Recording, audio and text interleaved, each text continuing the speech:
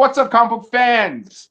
Pete here from Comic Books Transformed, where me and my good friend Brian right over there discuss comics that have been adapted into streaming shows and movies. We are going to be talking about The Boys, Season 5, Episode 4. And I think Brian has a little bit of a bombshell to start our episode off with. Oh, yeah. Just shortly before the recording, we found out that they canceled Gen V Season 2. I'm sorry. Yeah. They acted with Season 2. So there will not be a Season 3 of Gen V. And we have 4 episodes left of the show. So we've had a name drop of Marie and her group. But I'm wondering if they're going to show up or not in this last 4 episodes. Yeah. Well, I certainly don't want the end of The Boys comic spoiled, but this show makes it sound like they could essentially eliminate all soups. So I was wondering how they could have like the kids from Godolkin in another season of that show. And I definitely don't want you to even hint in any kind of direction about that.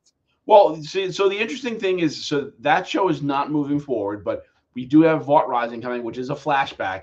And there's still another thing in development called The Boys Mexico. So I don't know what the hell that's about, but I mean, that sounds like it's going to take place post this show potentially. So, they have some idea of the direction. Okay. I like your vague suggesting there. Boy, did they fucking plug Vought Rising in this episode. Yes, they did. Yes. I almost felt like, there's certain shows that we've watched, coincidentally shows created by Eric Kripke, starring Jensen Ackles, where they've made an episode be like a springboard for a spinoff. Yeah. And that's what this felt like, this episode. I always think back to, I used to be a really big fan of Married with Children.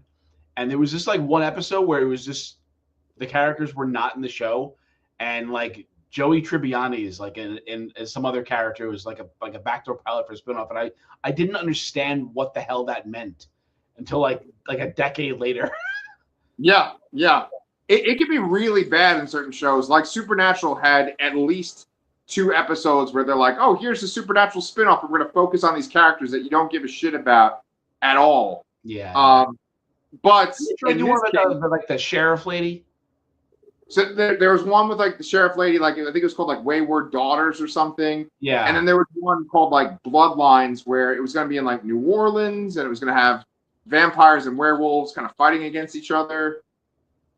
And that was a spinoff of Supernatural? A spinoff? Didn't they have a vampire show on CW also? They had the Vampire Diaries, but they were eagerly trying to make Supernatural spinoffs. There was going to be a show, or I think there even was a show that focused on the dad and the mom being hunters before they had. Didn't that have a season? Yeah.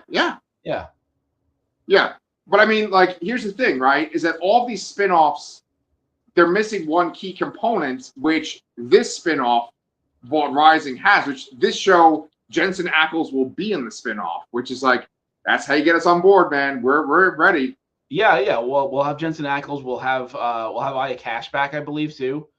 Okay. So that'll be interesting. And speaking of spinoffs and Supernatural and all that, where the hell is Jared Padalecki? Okay.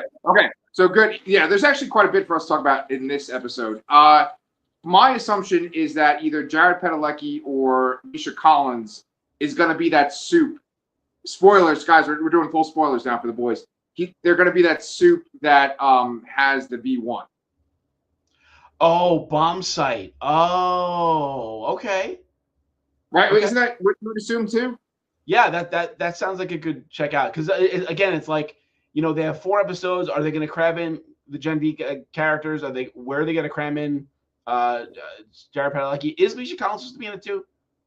Misha Collins and Jared Padalecki are going to be in this season. Yeah. Where the hell are they cramming them in? 4 episodes left. Well, I think that one of them is going to be Bomb Site or whatever, but maybe I'm wrong, because I'm pretty sure they've shown a promotional image of Payback, and they've shown all the characters, and I don't think Misha Collins or Jared Padalecki are in Payback. Yeah, I feel like we would have heard about them being in the spinoff as well at that point. So maybe you're right about that then. Yeah. But let's go ahead and talk about Payback, and let's talk about Soldier Boy, which is a huge part of this episode. They go to this facility where they think that V1's going to be, and the facility is essentially like where Captain America was created, and Soldier Boy's story is like Captain America's story. But we like learn a Black Mirror version of it, right? Which The Boys is just like that for every superhero, right? But in this, they imply that Soldier Boy is actually like a rich kid, so he's like an anti-Captain America, like you said, Black Mirror. And that like his brother was the one that actually was like a soldier with some honor and stuff, and he just wanted to be as tough as his brother. Yeah. Yes. And then his rich dad got him into this trial. Apparently he cried for his mom the whole time, which is kind of like the opposite of, Steve Rogers, basically. Right. And he pissed his pants too, according to his son, Homelander, who's mocking him. Now, what's going on is you see this trope that you see in many shows where, like, the main characters all start to turn on each other because something in the environment is making them mad with each other. Like, Ghostbusters 2, the slime is making them mad at each other, right? Transformers. Right. Yeah. There's many examples of this. And Homelander and Soldier Boy, even though they hate each other to begin with, or at least Soldier Boy hates him, they start to really get at each other.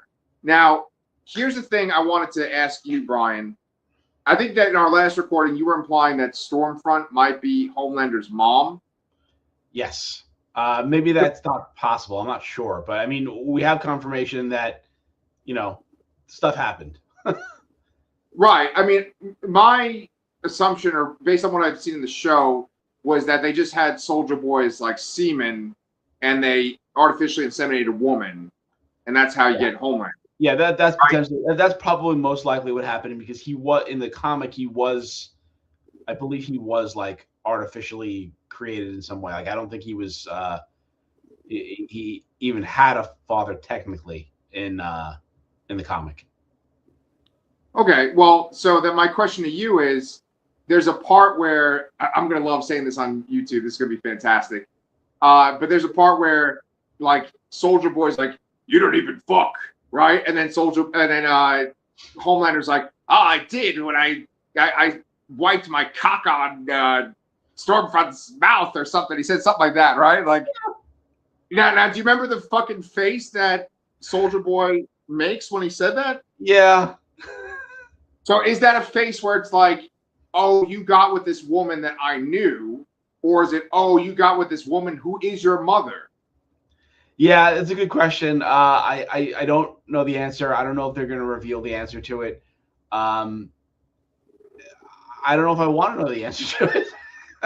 Well, of course, being this franchise, you will know the answer to it eventually. Yeah, and it doesn't seem like it's beyond something that they would do in the show. Exactly. So then, just continuing with this thread about Payback and Soldier Boy and stuff, the source of the hate, the source of the anger between the characters is, I guess, a member of Payback who's like in the wall and has become like this sort of like vegetation. I saw someone online saying that character could have been Soldier Boy's brother. Did you think that for a second or no? No, I'm pretty sure they name drop his brother, and they also name the guy. I think the tree guy's name is like Quinn or something. I think he was just a fellow test subject and not actually his brother. Okay. No, yeah. Help to look it up. So. Yeah. So I mean, like that guy being embedded in the wall and like all the vines and shit, it kind of made me think of The Last of Us, which we covered on this channel too. And then there's there's a Last of Us reference. Walking Dead with mushrooms. Walking Dead with mushrooms, yeah. Which is a complete and utter, what would you call that? Like just minimizing how good the Last of Us is. Yeah. I think the Last of Us is superior to The Walking Dead. Yeah. I mean, it's hard to say. Like, I think if you compare the better seasons, the earlier seasons to, to The Last of Us, you may have a better argument, but like as a whole, The Walking Dead went on forever and probably too long. And The Last of Us has 2 seasons, and some people will say that went on too long. because a lot of people had a lot of issues with season 2. So yeah. Well, bringing it back to the boys, though, we have a side story where essentially Superman plays a role. Were you excited to see that? Yes, I was. It took me a little while to figure out who it was, but yes, Starlight's father is played by Tim Daly, who was the Superman in the animated series, voice actor for Superman. Yes, and I actually really liked this little side story. I could imagine like the bros that are into this show that just love its crude humor. They'd be like, "Oh, why are you spending this whole time with Starlight?" Blah. But I just liked the dad's personality, and I really liked the fact that he stood up for her, even though he was living in a town where you could essentially get rounded up for having any kind of connection to her. Yes, yeah. It was an interesting take on it. They kind of give you the vibe that he was like a deadbeat dad the entire time, but when he explains the story, how she was the mom kind of convinced him to give her the V so they can make a difference, and they kind of got a little too into it, a little too into the religious aspect of it as well, and he kind of just like noped out of there. So it makes a lot more sense now. I appreciate the views he had in this kind of setting that he's placed in, and it was a much needed confidence boost that Starlight needed. I also really found it interesting this episode. I think last episode I compared or maybe it was one of the earlier episodes, the differences in the relationships between like Frenchie and Kimiko, and then that were very hot and heavy at first, and then Starlight and Huey getting back together again the first time were very kind of distant, and that is completely flip flopped. So I really like those kind of alternating sides of a similar coin. Yeah. Well, do you think that the romantic relationship between Frenchie and Kimiko is over now at this point? Yeah. Yeah. And I'm okay with that. I kind of like it better that they're friends. Yeah. Question about Kimiko too. So there's been a lot of discussion about her voice this season. Yeah. Now a lot of people seem to think she's dubbed. Right. I mean, I even did too, right? Like, I brought that up in the first. Oh yeah, you did say that. So do you still think that? And do you think someone presented an argument saying that someone online, I don't remember who, some rando person, that they initially had her speak with some kind of Asian accent, but they decided that didn't work and they wanted to change it. So that's why she sounds dubbed everywhere, even though it is her voice still. Yeah, I think that is probably the case, right? Because I sit there and it always just messes with my mind. I'm like, this doesn't seem like it's coming out of this person's mouth.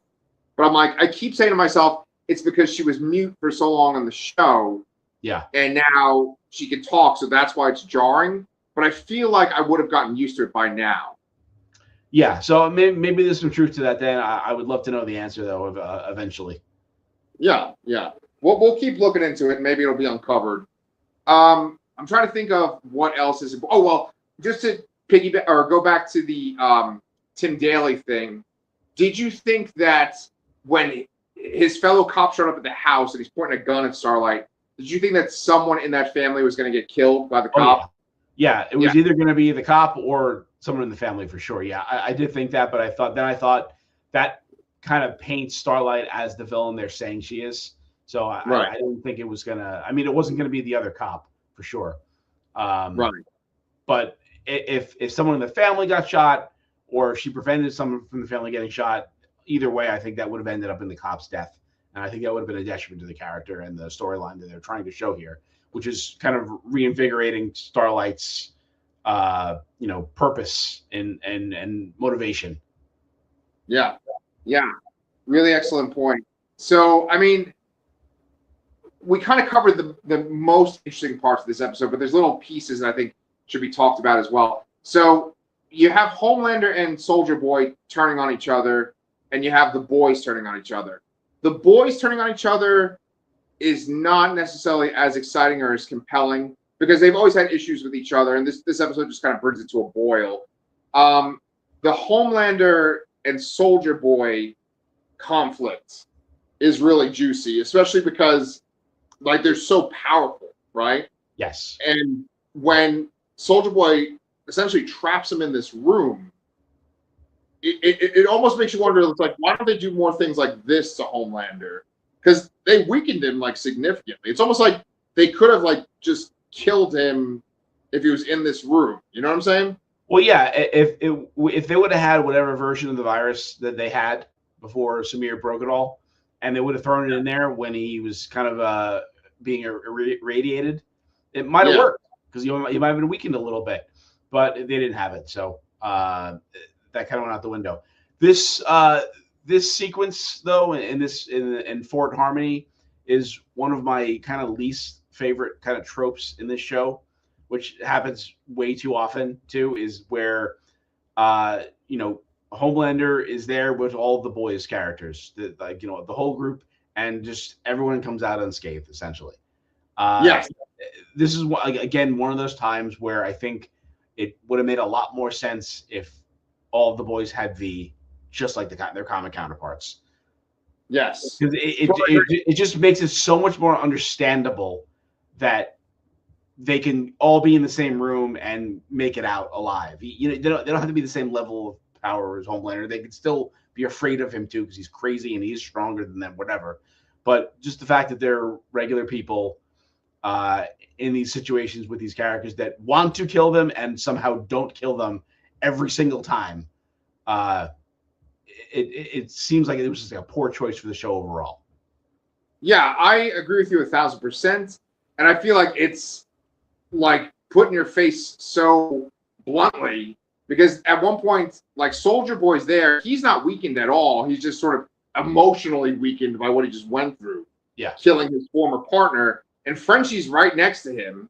Soldier Boy could just like grab him and smash his head or whatever. Well, no, even before that though, like, Frenchie sees Soldier Boy and he does like a raspberry to get him to chase him, and then he's just like, "Look at this!" Like, yeah. I don't see why that would have been so astounding that he wouldn't have stopped to kill him first, Right. And Soldier Boy, he was using a gun and like coincidentally the gun jams. And he decides to mess around with the gun versus just like run up to Frenchie and put his fist through his body. Yeah. And then like that scene with Frenchie right next to him, it cuts immediately to all the boys being in a van, and it's all awkward. And they play Mambo Number 5, which is funny. Yeah. But to me, I'm like, oh, they all just fucking got out, and this guy that could easily kill them just, I guess, let them go. Yeah. I don't know. I mean, if we're making excuses for the show, maybe we could say that Soldier Boy doesn't necessarily like fully want to kill them because maybe he has some respect for them, maybe some respect for Butcher. I don't know. Yeah, you could make that argument, I guess, like almost like a Batman and Joker sort of thing, I guess, with Butcher and Homelander. Yeah. But then again, too, it's like Homelander did leave without interacting with Soldier Boy, too, right? Like we see Homelander get out. No, what happens is Soldier Boy's still standing in front of his friend's corpse, and Homelander's got his eyes glowing, and then he says, "Just do it, just kill me," or whatever, and Homelander chooses not to kill him. Okay, that's right. Yeah. So basically, at every turn, someone should have died, and because plot armor, they didn't. Yes. But you know what didn't have plot armor? That two-headed chick's pussy. Right? What's her name? Ashley. And Ashley. And they go, what do they call it? They call it Back Ashley. Back Ashley. So I had the captions on temporarily. They actually quote it as Bashley, as the character speaking when it's the back of the head. Nice. I kind of can't believe I just said that. It's kind of funny because sometimes I look for a second part-time job just to make some extra money. And I get turned down by like jobs like working at grocery stores and stuff. And I'm like, maybe it's because I make videos like this on YouTube. But so anyway, there's a scene where her and the guy from Hamilton, who's like a religious superhero, they're getting on in a hotel room. What's that? Oh, Father.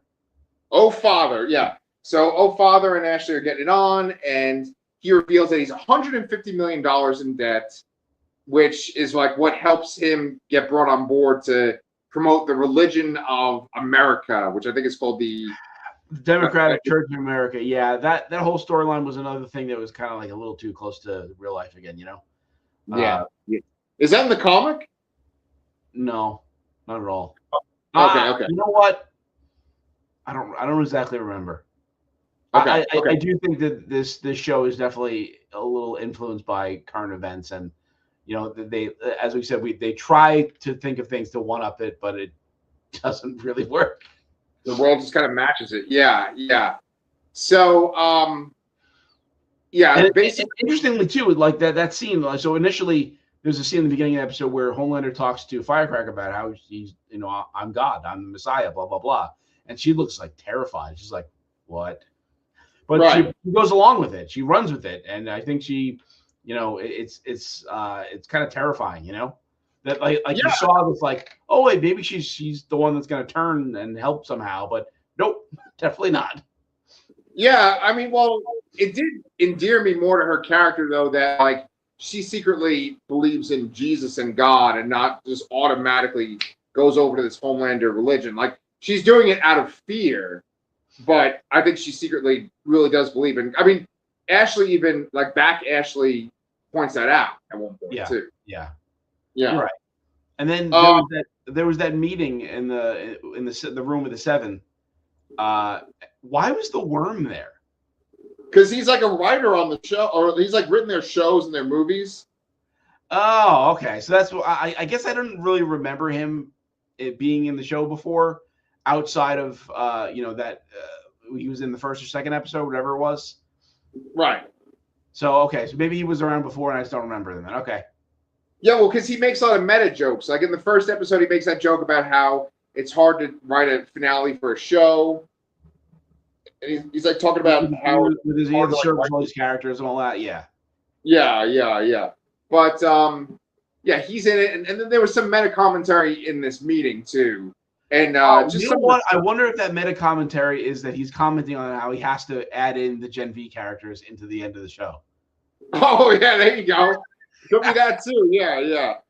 But and kind of a way to wrap this all up and stuff is that I still don't think that, regardless of Gen V being canceled, I don't think that Gen V characters are going to show up in this show. I'm going to say they are, based on that what we just said there. Really? Yeah. I don't know if they're going to do. I mean, I'm sure it's just going to be some kind of like weird little 5-second cameo sort of thing, like they had after the first season of Gen V. But I think they're going to show up. Okay. All right. Well, I guess we'll see. So, yeah, I guess is there anything else that you have to say about this episode? Probably, but we can cut it here because I don't remember. Nice. And we still got to go talk about Daredevil Born Again, season 2. So Brian and I are going to go do that. Guys, if you're some of the people that watch our boys reviews, thank you so much. Maybe check out our Invincible reviews. We just finished talking about season 4 of Invincible. But we're going to go talk about Daredevil now. You can give us a like on this video. You can leave a comment. You can subscribe. We'd be so happy. And we want to know if you guys would give back Ashley some eye contact. We'll see y'all